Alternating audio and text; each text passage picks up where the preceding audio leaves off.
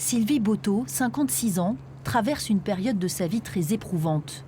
Un cancer du sein dépisté fin 2019, une opération suivie de traitements lourds, puis la crise du Covid est arrivée comme une double peine dans son parcours de malade. Cette situation a entraîné qu'on a en fin de compte plus peur des autres, alors qu'on devait avoir plus de soutien vers les autres personnes. Et aussi par la programmation des traitements qui peuvent être suspendus d'un jour à l'autre parce qu'on ne sait pas comment ça peut se passer. Ensuite, l'isolement au sens général. Un isolement qu'elle a pu rompre en trouvant du réconfort à la Maison Rose à Bordeaux. Comment allez-vous aujourd'hui ? Ça va bien, je vous remercie. Je suis contente de venir.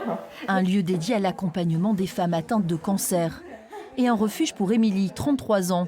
La jeune femme s'est retrouvée toute seule à l'hôpital en raison des protocoles sanitaires pour subir une double mastectomie. C'est costaud en fait.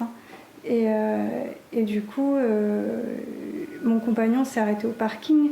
Donc on y va avec toute l'appréhension qu'on peut avoir. Et on se retrouve tout seul, quoi. De l'huile de jojoba pour prendre soin de votre peau. Vous avez des petits carrés démaquillants aussi en bambou.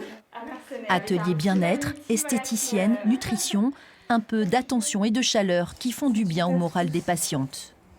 On a fait comme si le Covid était tout ce qui emportait désormais. Et quand on sait combien de gens meurent chaque année en France du cancer du sein, c'est autre chose, quoi.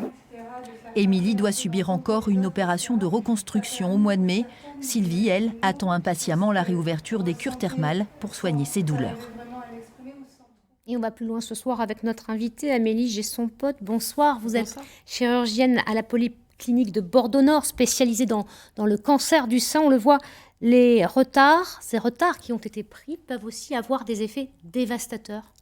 Oui, tout à fait. Le dépistage organisé avait été suspendu en fait au moment du premier confinement, donc il y a pile 1 an, où là, les cabinets de radiologie avaient malheureusement fermé. C'était une situation exceptionnelle. Heureusement, ça a été sur une courte période. On a, pendant cette période-là, maintenu des mammographies pour des gens qui avaient des signes cliniques, des choses, mais les dépistages avaient été suspendus. Donc heureusement, on a toujours continué à opérer et à prendre en charge médicalement les cancers du sein. Mais après, on a vu arriver des gens qui avaient un retard dans leurs examens de dépistage avec la découverte d'anomalies. Et on sait que le pronostic de cette maladie, il est lié à la précocité du diagnostic, puisque plus la lésion va être petite, meilleur sera le pronostic. Alors il y a eu les suspensions au niveau du dépistage, et puis il y a eu ces femmes qui ont préféré le reporter aussi. Elles sont nombreuses. Il y en a eu, on en a tous vu dans nos patientèles, et on a beaucoup de femmes sur X arguments. Ça va de la peur du Covid. Ah ben oui, on m'avait dit qu'il fallait pas aller dans un cabinet, une phobie autour du Covid. Et cette jeune femme dans le reportage a raison de dire que oui, on n'a parlé que Covid, mais il y a aussi d'autres maladies, bien sûr des cancers, tout type, et d'autres maladies chroniques qu'il faut vraiment pas sous-traiter. D'où l'importance peut-être aujourd'hui de rappeler, alors qu'on est à la veille peut-être de cette 3e vague dont parle le Premier ministre, de l'importance de dépister. Il faut impérativement respecter ces examens de dépistage et les examens de suivi et de surveillance pour toute femme, à partir de 50 ans, dans le cadre du dépistage organisé.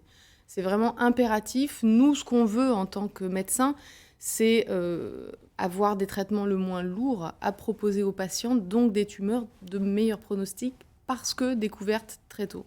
On entend ici et là qu'il y a encore des interventions qui sont déprogrammées. C'est vrai ou c'est faux ? Non, c'est faux, actuellement.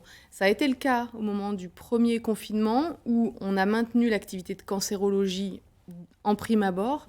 Malheureusement, l'activité de reconstruction mammaire qu'on fait tous en tant que spécialistes a été malheureusement suspendue. Ça a représenté vraiment un grand nombre d'interventions reportées, et on n'a pas mesuré l'impact psychologique de ces reports. Aujourd'hui, dans notre région, on a encore de la chance. On ne nous parle pas de déprogrammation. Donc, on travaille actuellement quasi normalement. Et c'est une très bonne nouvelle pour toutes ces malades qui sont confrontées à cette situation. Merci beaucoup Amélie Gesson-Pote. Merci.